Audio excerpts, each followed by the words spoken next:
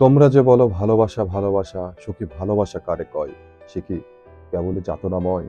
অথবা তারা সুখের লাগি চাহে প্রেম, প্রেম তো মিলে না, শুধু সুখ চলে যায় এমনই মায়ার ছলনায়।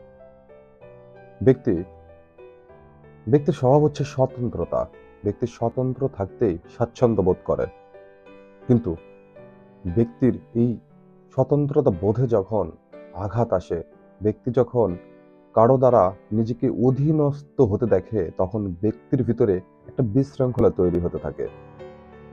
অর্থাৎ প্রিয়জন যখন প্রয়োজনে পরিণত হয়, তখন প্রিয়জন বিষে পরিণত হতে থাকে। কারণ আমরা সবসময় প্রয়োজনটাকে যখন চাই, আমাদের প্রয়োজন প্রাপ্তি না ঘটলে আমাদের মধ্যে এক ধরনের বিশৃঙ্খলা দেখা দেয় এবং আমরা ধীরে ধীরে নিজের মনের ভিতর একটা বিতৃষ্ণার জন্ম দিয়ে উঠি এবং এই বিতৃষ্ণা প্রিয়জনকে আমাদের কাছ থেকে অনেকটা দূরে ঠেলে দেয়। যে কোনো সম্পর্কের মধ্য যদি প্রয়োজনে পরিণত হয়, তখন সেই সম্পর্কটা আর বেশি দিন স্থায়িত্ব থাকে না বা স্থায়ী হতে পারে না। আসলে আমরা কিসের জন্য ভালোবাসি? আমাদের সম্পর্কের মূল কারণটা কি? আমরা সুখের জন্য কি এই সম্পর্কগুলোকে রাখার চেষ্টা করি? আমাদের প্রয়োজনের জন্য কি প্রিয়জনকে ব্যবহার করার চেষ্টা করি? প্রিয়জনের প্রতি কি আমরা অধিকার খাটানোর চেষ্টা করি? বা প্রিয়জনকে আমরা কি অধীনস্থ করার চেষ্টা করতেছি? দেখুন, কেউ যখন কাউকে অধীনস্থ করার চেষ্টা করে, তখন যাকে অধীনস্থ করার চেষ্টা করা হয়, সেই ব্যক্তির মধ্যে নিজের প্রতি একটা কেমন বিতৃষ্ণার জন্ম হয়। কেননা প্রতিটা ব্যক্তি তো স্বতন্ত্র, প্রতিটা ব্যক্তিরই একটা স্বাধীনতা থাকে। কিন্তু এই স্বাধীনতাতে কেউ যখন হস্তক্ষেপ করার চেষ্টা করে, তখন ব্যক্তির মনে এক ধরনের বিশৃঙ্খলা জন্ম নেয়। এই জন্য যে কোনো সম্পর্কের মধ্যে যদি অধিকার করার চেষ্টা করা হয় বা ব্যক্তির স্বাধীনতাকে হরণ করার চেষ্টা করা হয়, তখন সেই সম্পর্কটা বিষে পরিণত হতে থাকে। অর্থাৎ হিতে বিপরীত। আমরা যেটা ভেবে অধিকার করার চেষ্টা করেছিলাম, সেটা তো হয় না, বরঞ্চ ওই ব্যক্তিটাকে আমরা ধীরে ধীরে হারায় ফেলি বা হারায় ফেলতে হয়। কেননা আমি যদি আপনাকে অধিকার করার চেষ্টা করি, আমি যদি আপনার স্বতন্ত্রতাকে ছিনিয়ে নেওয়ার চেষ্টা করি, আমি যদি আপনার স্বাধীনতাকে বাধা দেই, তাহলে আমার এই বাধা দেওয়ার কারণে আমার প্রতি আপনার মনোভাব কখনোই সুন্দর হতে পারে না। আপনি তখন আমাকে দেখে ভয় পেতে শুরু করবেন এবং আমার থেকে পালানোর চেষ্টা করবেন। এজন্য বলা হচ্ছে, যে কোনো সম্পর্কের মাধুর্যতার জন্য, যে কোনো সম্পর্কের বিকশিত পরিণত হতে দেওয়ার জন্য প্রিয়জনটাকে সবসময় নিজের মধ্যে সীমাবদ্ধ রাখা উচিত।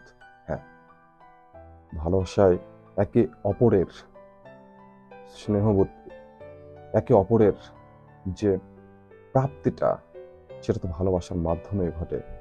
সেটা প্রয়োজনের তাগিদে না, সেটা প্রিয়জনের পবিত্র স্পর্শের মাধ্যমেই ঘটে। প্রিয়জনের মুখের হাসিতেই সেটা মিলতে পারে। এজন্যই যে কোনো সম্পর্কের মধ্যে কিছুটা দূরত্ব থাকা আবশ্যক। যেমন দূর থেকে চাঁদ যতটা সুন্দর, কাছে গেলে চাঁদের সৌন্দর্যতা আর থাকে না। প্রয়োজনের জন্য প্রিয়জনকে কখনোই বিষে পরিণত করা ঠিক নয়। আমরা অনেক সময় প্রিয়জনকে যখন অধিকার করার চেষ্টা করি, অধীনস্থ করার চেষ্টা করি বা নিজের মতো করে চিন্তা করি, তখন সেটা যখন না হয়, নিজের মধ্যেই এক ধরনের বিতৃষ্ণা, আত্মবিশ্বাস তো থাকেই না, অবিশ্বাস হতে শুরু করে। মনে হচ্ছে যে এইটা করতেছে, ও ওইটা করতেছে, বা হয়তো আমাকে সে অ্যাভয়েড করার চেষ্টা করতেছে। এই যে বিভিন্ন ধরনের মানসিক ভারসাম্য তখন তৈরি হতে থাকে। আর এই মানসিক ভারসাম্য অন্য আরেকজন কেন গ্রহণ করবে? যখন গ্রহণ করতে পারে না, তখনই এই বিশৃঙ্খলাগুলো সৃষ্টি হয়, অর্থাৎ মনোমালিন্যের সৃষ্টি হয়। এতে একটা সুসম্পর্কেও ভাঙ্গনের সৃষ্টি হতে পারে এবং একটা সুসম্পর্কও ভেঙে যেতে পারে। দেখুন, আপনি যখন আপনার নিজের প্রয়োজনটাকেই মানে শুধু একচাটিয়াভাবে প্রাধান্য দিচ্ছেন, তখন অন্য কি চাচ্ছে এটা কিন্তু আপনার আর দেখার মতন মন মানসিকতা থাকবে না। আর যখন এটা দেখার মতো মন মানসিকতা থাকবে না, আপনি তার প্রতিটা কাজকে তখন গুরুত্ব দিবেন না। এজন্যই প্রিয়জনকে প্রিয়জন রাখাটাই শ্রেয়। এতে করে সম্পর্কের যে মাধুর্যতা সেটা চির অটুট থাকে এবং সুখের যে স্পৃহা, সুখের যে স্পর্শ সেটা সম্পন্ন হতে থাকে। তাই প্রিয়জনকে কখনোই প্রয়োজনে পরিণত করতে নেই। সকলকে শুভ কামনা। অন্য কোনো পর্বে আবারও আমি আপনাদের সঙ্গে থাকছি। সেই পর্যন্ত আপনারা সকলেই সুস্থ থাকুন এবং ভালো থাকুন, এবং আমার ভিডিওটি যদি আপনাদের ভালো লেগে থাকে তবে চ্যানেলটি অবশ্যই সাবস্ক্রাইব করবেন এবং লাইক, কমেন্ট এবং শেয়ারের মাধ্যমে আপনার নিকটাত্মীয়দের কাছে পৌঁছে দেবেন। সকলের প্রতি শুভকামনা। আবার দেখা হচ্ছে অন্য কোনো পর্বে।